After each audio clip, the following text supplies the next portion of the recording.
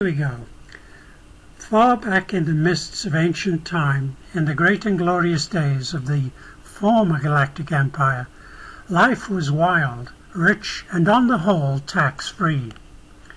In those days, spirits were brave, the stakes were high, men were real men, women were real women, and small furry creatures from Alpha Centauri were real small furry creatures from Alpha Centauri.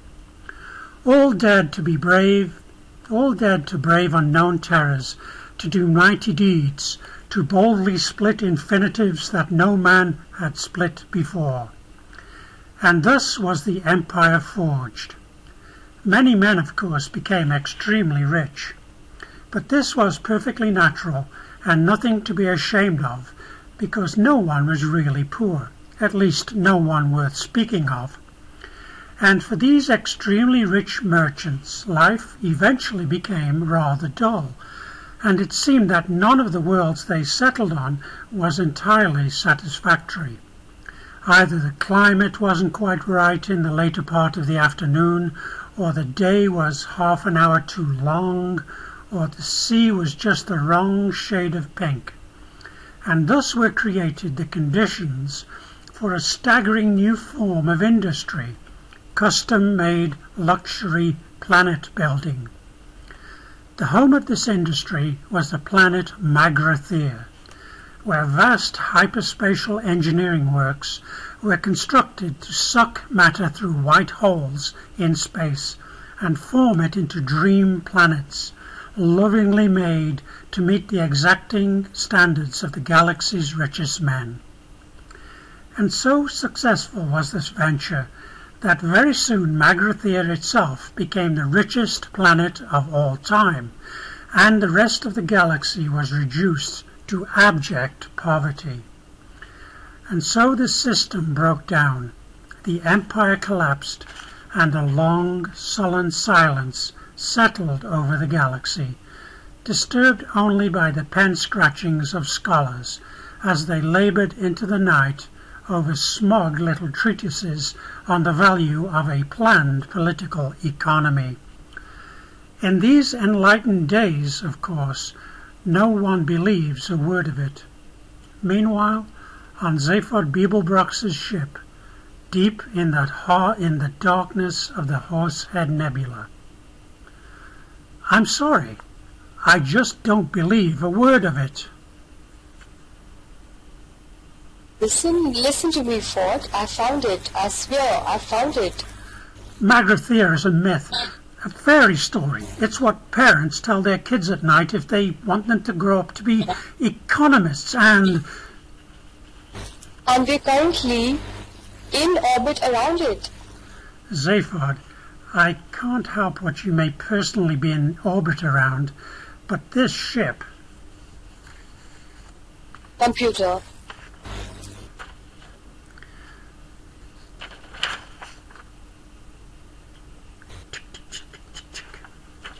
Oh no. Hi there. This is Eddie, your shipboard computer. And I'm feeling just great, guys. And I know I'm just gonna get a bundle of kicks out of any program you care to run through me. Is this necessary? Computer tells us again what our current trajectory is. A real pleasure, fella. And alchemy, you'll have to turn off. We are currently in orbit at an altitude of 300 miles around the legendary planet of Magrathea. Golly! Proving nothing. I wouldn't trust that computer to speak my weight. Eddie, I could do that for you for sure. No, thank you. I could even work out your personality problems to 10 decimal places if it'll help.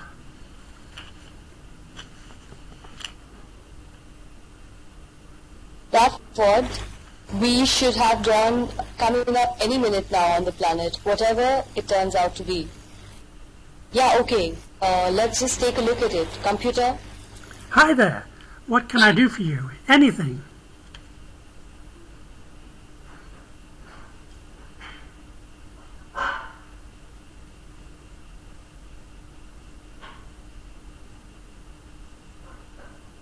Rocky.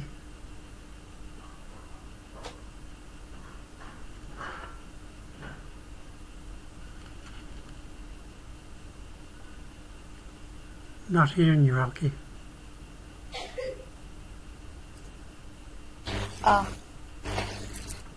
Just shut up and give us an external vision on the monitors. Tricia, I feel like I may be missing the point of something. Well, Arthur, according to what Zafir told me... Oh, sorry, am I missing something? Sorry, Rocky. I thought I was Arthur. Yes, I thought so too. Oh, I'm sorry.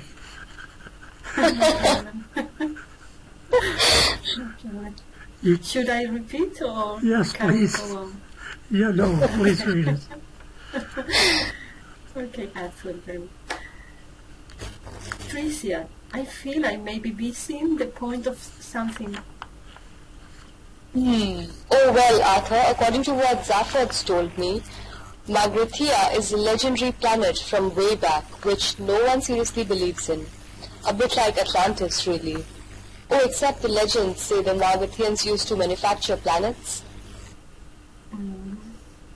Is there any tea on this spaceship?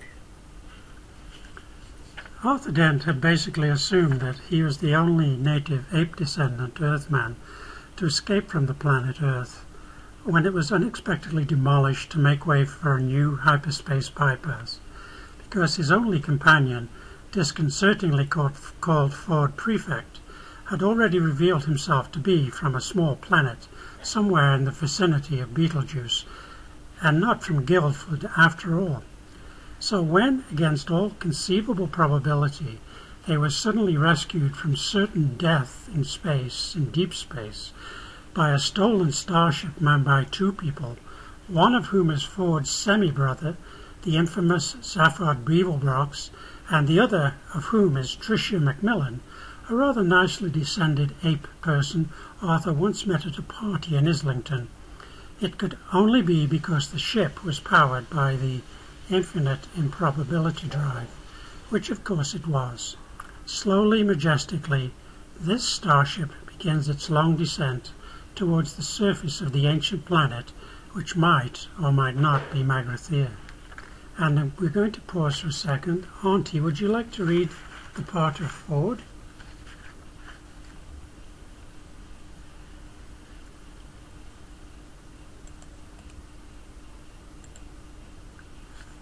Or not?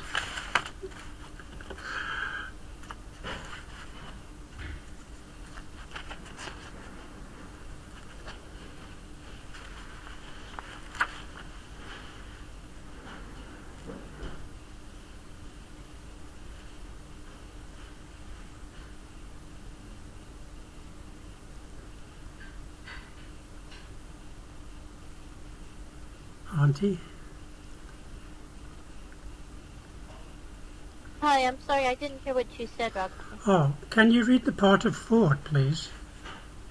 Oh, yes, hold on just a second.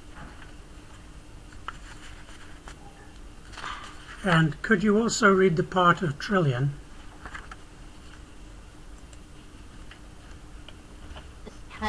Let me catch up. Okay, let's see. So, how far down are we? We are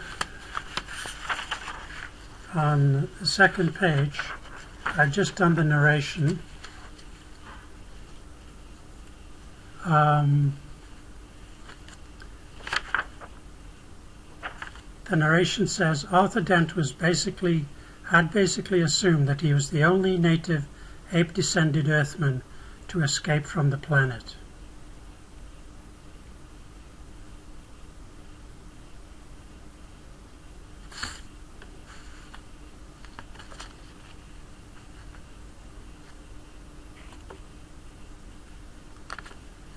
Oh, you better go ahead and go on, and I'll try to catch up. I'm sorry, I don't see it.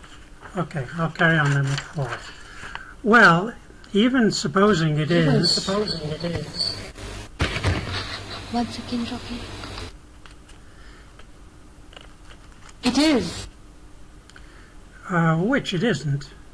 What do you want with it anyway? I mean, I take it you're not here for the sheer industrial archaeology of it all. What is it you're after?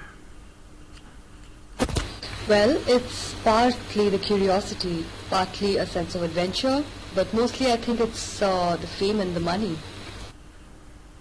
It's just a dead planet. The suspense is killing me.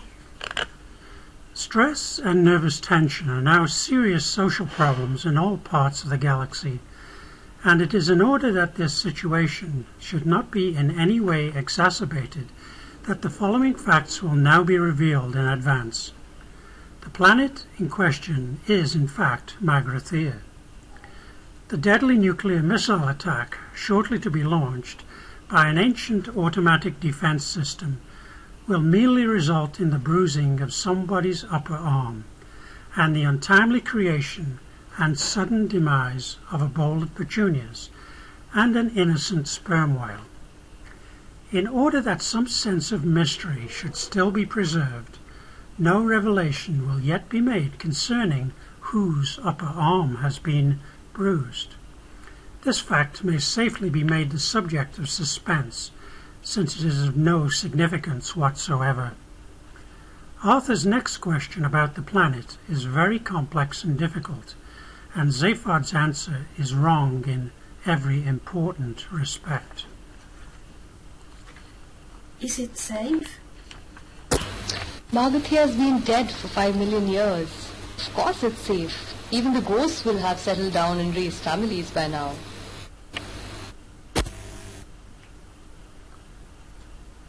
Greetings. Greetings to you.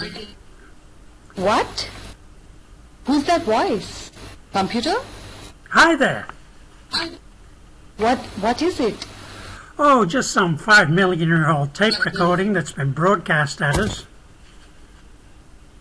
This is a recorded announcement, as I'm afraid we're all out at the moment. The Commercial Council of Magrathea. A voice from ancient Magra. Thanks you for your esteemed.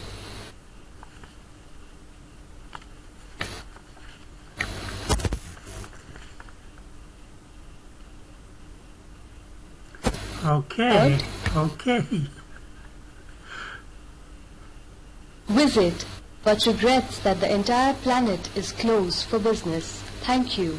If you would like to leave your name and a planet where you can be contacted, kindly speak when you hear the tone beep.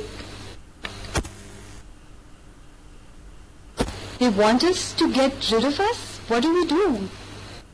It's just a recording. Keep going. Got that, computer? I got it. We would like to assure you that as soon as our business is resumed, announcements will be made in all fashionable magazines and color supplements when our clients will once again be able to select from all the best in contemporary geography. Meanwhile, we thank our clients for their kind interest and would ask them to leave now. Well, I suppose we better be going, haven't we? Shh! There's absolutely nothing to be worried about. Then, why is everyone so tense? They're just interested. We keep going. It is most gratifying that your enthusiasm for our planet continues unabated, and so we would like to assure you that guided missiles currently converging with your ship are part of a special service we extend to all our utmost enthusiastic clients, and the fully armed nuclear warheads are, of course, merely a courtesy detail. We look forward to your custom in future lives. Thank you. Listen, if that's their sales speech, what must it be like in the complaints department? Hey, this is terrific. It means we really must be on something if they're trying to kill us. Terrific? You mean there's someone down there after all? No, the whole defense system must be automatic, but the question is, why? But what are we going to do? Just keep cool. Is that all? No, we are also going to take evasive action. Computer, what evasive action can we take? None, I'm afraid, guys. Or something? There seems to be something jamming my guidance system. Impact minus 30 seconds.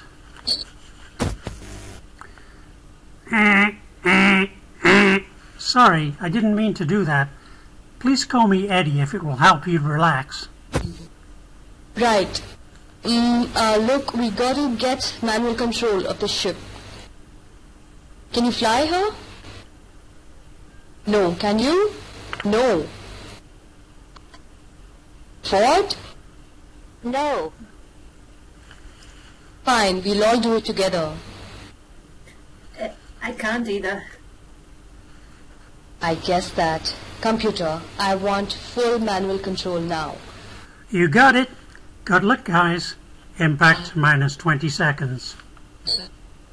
Okay, Ford. Full retro thrust and then 10 degrees starboard. We are veering too fast. I can't hold her. She's going into a spin. Dive! Dive! It is, of course, more or less at this point that one of our heroes sustains a slight bruise to the upper arm. This should be emphasized because, as has already been revealed, they escape otherwise completely unharmed, and the deadly nuclear missiles do not eventually hit the ship. Our hero's safety is absolutely assured. Impact minus 15 seconds, guys. The rockets are still humming. You can't shake them. We're going to die. When you walk through a storm. Shut that bloody computer up! Safford, can we stabilize X00547 by splitting our flight path tangentially across the summit vector of 9GX78 with a 5-degree inertial correction? What? I expect so. Just do it. And God forgive if you're only bluffing. Here we go. Where did you learn a stunt like that, Trillian? Going round Hyde Park corner on a moped? What? Oh, it's another Earth. Yeah, tell me later. It's not good. The missiles are swinging round after us and gaining fast. We are quite definitely going to die. All your dreams be fast, and impact minus 5 seconds. And walk on. Why doesn't anyone turn on this improbability drive thing? Oh, don't be silly. You can't do that. Why not? There's nothing to lose at this stage. Well, because does anyone know why Arthur can't turn on the improbability drive? Impact minus 1 second. It's been great knowing you guys. God bless. Land of hope and glory. Ed, does anyone know?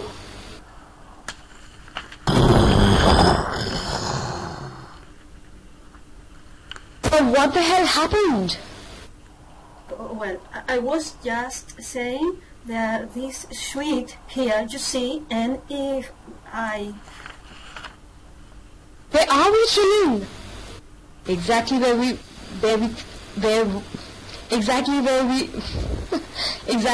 were, I think. Then what's happened to their missiles? Well, according to this screen, they've just turned into a bowl of petunias and a very surprised-looking whale. At an improbability factor of 8,767,128 to 1 against. Did you think of that, Earthman? Well, I did. It was just... That's very good thinking. You know what? You've just saved our lives. It was nothing, really. Oh, was it? Oh, well, forget it. Okay, computer, take us into land. Well, I say it was nothing. I mean, obviously, it was something. I was just trying to say it's not worth making too much of a fuss about. I mean, just saving everybody's life, you know? Another thing that no one made too much of a fuss about was the fact that against all probability a sperm whale had suddenly been called into existence some miles above the surface of an alien planet. And since this is not a naturally tenable position for a whale, this innocent creature had very little time to come to terms with its identity as a whale before it had come to terms with suddenly not being a whale at all. This is what it thought as it fell. Ah, what's happening? Excuse me? Who am I? Hello? Where am I here? What's my purpose in life? What do I mean by who am I? Calm down. Get a grip now. Oh, this is an interesting sensation. What is it? It's a sort of yawning, tingling sensation in my, well, I suppose I had better start finding names for things if I want to make any headway in what, for the sake of what I shall call an argument and I shall call the world. Let's call it my stomach. So, a yawning, tingling sensation in my stomach. Good. Ooh, it's getting quite strong. And hey, what's this? What about this whistling, roaring sound going past? Why am I suddenly going to call my head? That can be wind. Is that a good name? Air, I think it'll do. Perhaps I can find a better name for it later when I've found out what it's, because there certainly seems to be a hell of a lot of it. Hey, what's this thing? This. Let's call it a tail. Yeah, tail. Hey, I can really thrash it about pretty good, can't I? Whoa. He doesn't seem to achieve much, but I'll probably find out what it's here for later on. Now, have I built up any coherent picture of things yet? No. Oh hey, this is really exciting. So much to find about, so much to look forward to. I'm quite dizzy with anticipation. Or is it the wind? Hey, there really is a lot of that. Isn't there? And wow, what's this thing suddenly coming toward me very fast? Very, very fast. So big and fat, wide. So big piping word like ground. That's it. Ground. Wonder if it'll be.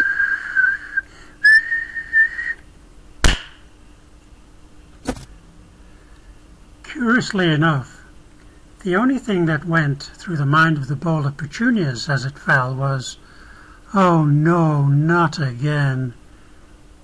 Many people have speculated that if we knew exactly why the bowl of petunias had thought that, we would know a lot more about the nature of the universe than we do now. Meanwhile, the starship had landed on the surface of Magrathea, and Trillian is about to make one of the most important statements of her life. Its importance is not immediately recognized by her companions. Hey, my white mice have escaped. Oh, nuts to your white mice. It is possible that Trillian's observation would have commanded greater attention had it been generally realized that human beings were only the third most intelligent life form on the planet Earth, instead of, as generally thought by most independent observers, the second. Okay, run atmospheric checks on the planet. Are we taking this robot? You don't feel you have to take any notice of me, please. Oh, Marvin. Oh, sorry. Sorry, Naughty Ella. No problem. Okay, should I repeat? Yes, please. Don't feel you have to take any notice of me, please. Oh, Marvin the paranoid android? Yeah, we'll take him. What are you supposed to do with a maniacally depressed robot? You think you've got problems? What are you supposed to do if you were a maniacally depressed robot? No, don't try and answer that. I'm 50,000 times more intelligent than you, and even I don't know the answer. It gives me a headache just trying to think down to your level. Well, what's the result? It's okay, but it smells a bit. Okay, everybody, let's go. Good afternoon, boys. What's that? Oh, that's just the computer. I discovered it had an emergency backup personality, which I thought might be marginally preferable. Now, this is going to be your first day on a strange planet, so I want you all wrapped up, snug and warm, and no playing with any naughty, bug-eyed monsters. I'm sorry, I think we might have been better off with the side rule. Right. Who said that? Will you open up the exit hatch, please, computer? Not until whoever said that owns up. Oh, God. Come on. Computer? I'm waiting. I can wait all day if necessary. Computer, if you don't open that exit hatch at this moment, I shall go straight to your major data banks with a very large X and give you a reprogramming you'd never forget. Is that clear? I can see this relationship is something we're all going to have to work at. Thank you. Let's go. It'll all end in tears. I know it. Stafford, are you sure you know what you're doing? We've been attacked once already, you know. Look, I promise you, the life population of this planet is nil, plus the 4 of us. And 2 white mice? And 2 white mice if you insist. Oh, come on. Let's go if we're going. Hey, Earthman? Arthur. Could you sort of keep the robot with you and guard this end of the passageway, okay? What? What from? You just said there is no other here. Yeah, well, just for safety, okay? Whose? Yours or mine? Yeah, good lad. Okay, here we go.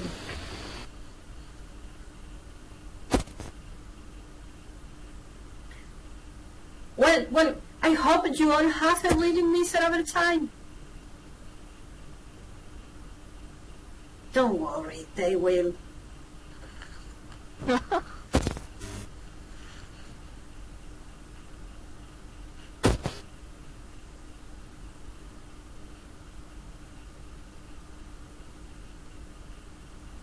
This is really spooky.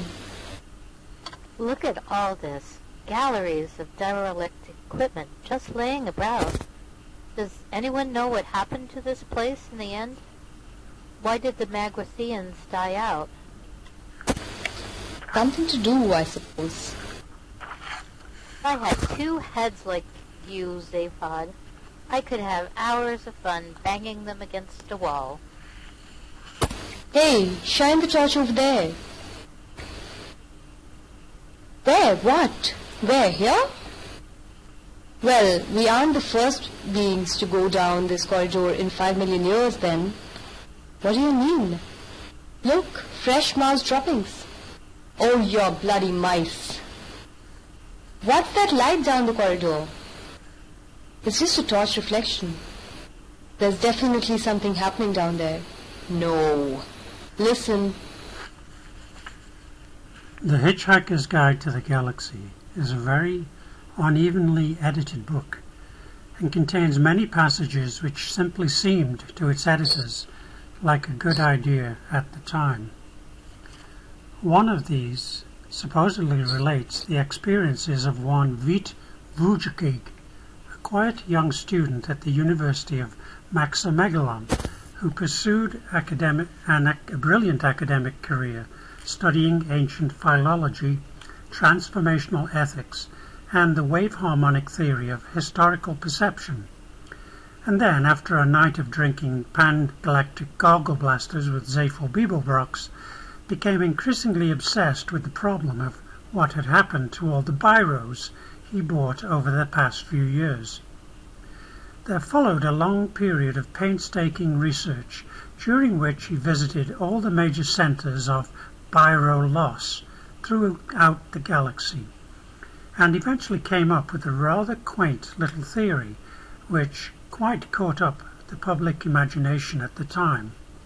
Somewhere in the cosmos, he said, along with all the planets inhabited by humanoids, reptiloids, fishoids, walking treoids, and superintelligent shades of the color blue, there was also a planet entirely given over to biro life forms.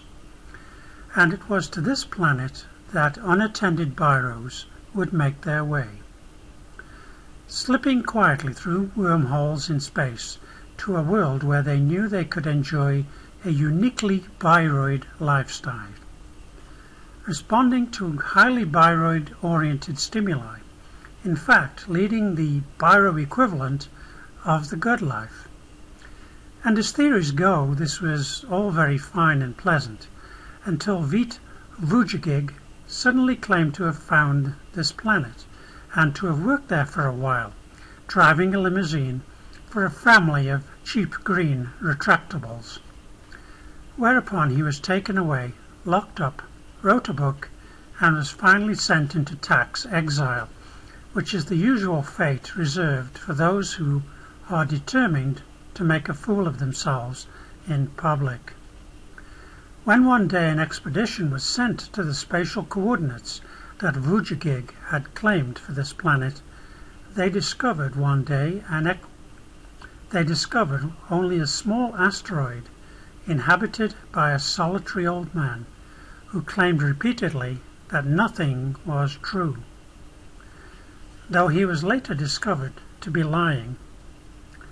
Meanwhile, on the surface of Magrathea, 2 suns have just set. Night is falling. Look, robot. The stars are coming out.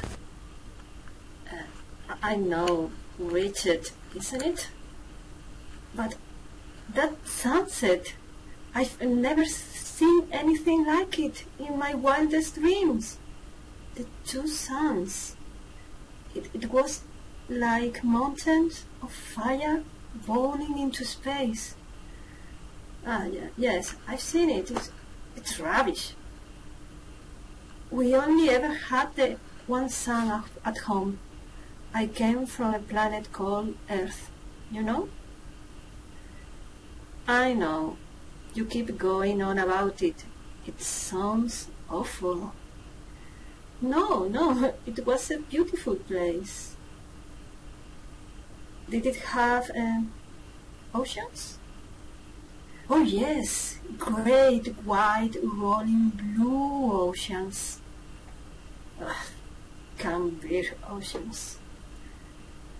Tell me, do you get on well with other robots? I hate them. Where are you going? I just think I'll take a short walk. Don't blame you.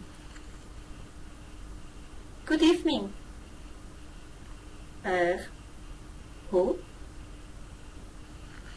You choose a cold night to visit our dead planet. Who are you? My name is not important. You startled me?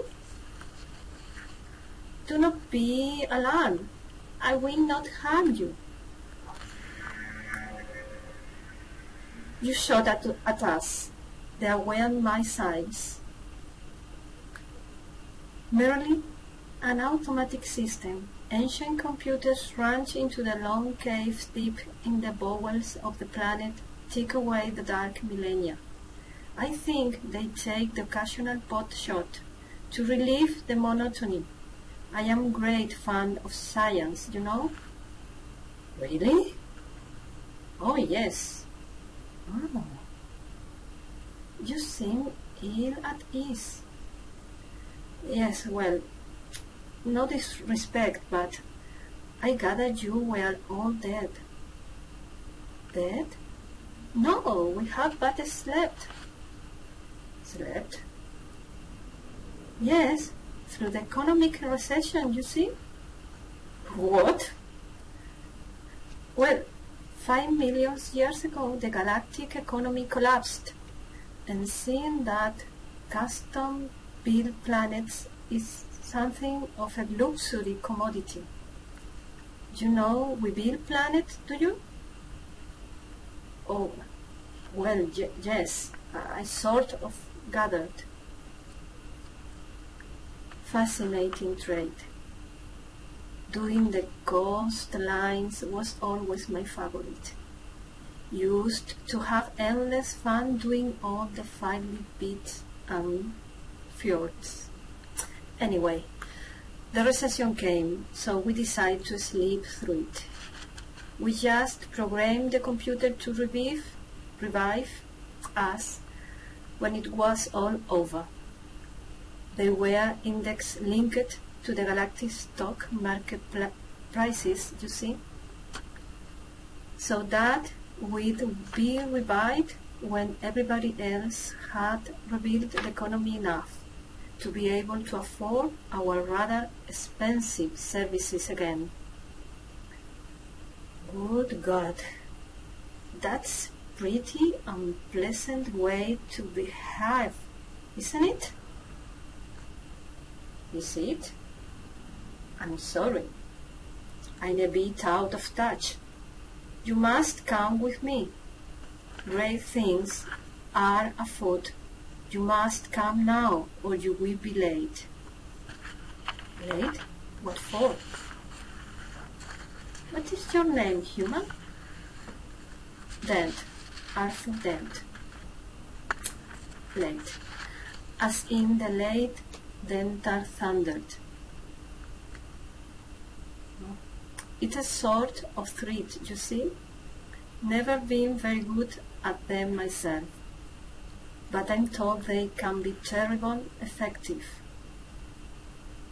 All right, where do we go? In my iCar, we are going deep into the bowels of the planet, where even now our race is being revived from its 5 million year slumber. Excuse me, what's your name, by the way? My name is Slarty Bartfast. I beg your pardon? Slarty Bartfast. Slarty Bartfast? I said it wasn't important.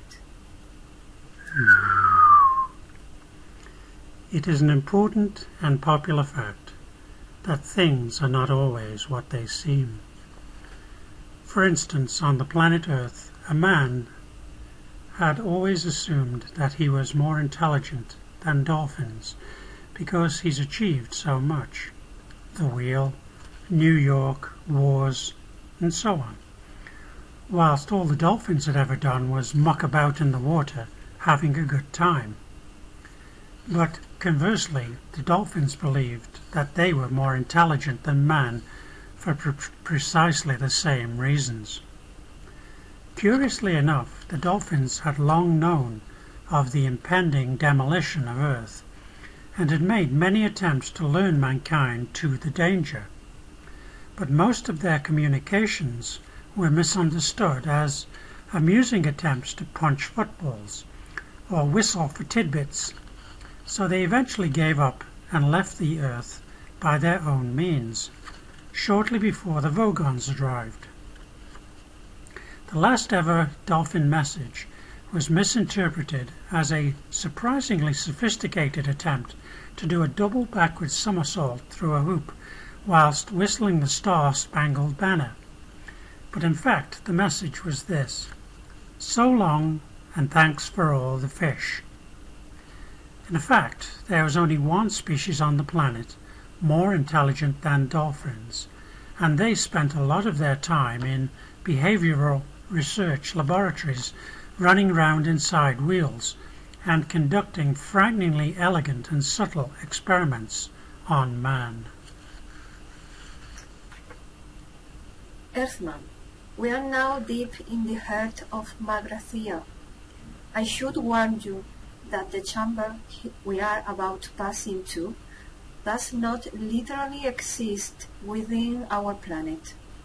It's simply the gateway to a vast tract of hyperspace. It may disturb you. Oh! It scares the willies out of me. Hold tight.